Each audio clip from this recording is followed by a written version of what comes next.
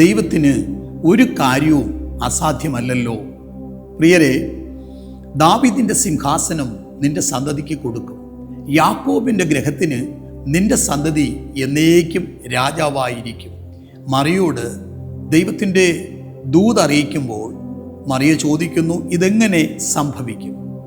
എന്നാൽ ദൈവം പറയുന്നൊരു വാക്ക്, ദൈവത്തിന് ഒരു കാര്യവും അസാധ്യമല്ലല്ലോ. അതേ പ്രിയരെ, ദൈവത്തിന് ഒരു കാര്യവും അസാധ്യമല്ല. ദൈവവചനത്തിലൊരു വാക്യമുണ്ട്, നിങ്ങൾക്ക് കഴിയാത്ത കാര്യങ്ങളെ എൻ്റെ അടുക്കൽ കൊണ്ടുവരുവിൻ, ഞാനത് നിവർത്തീകരിക്കും. അസാധ്യമായ ഏത് കാര്യങ്ങളെയും നടത്തി തരുന്ന ഒരു കർത്താവുണ്ട്.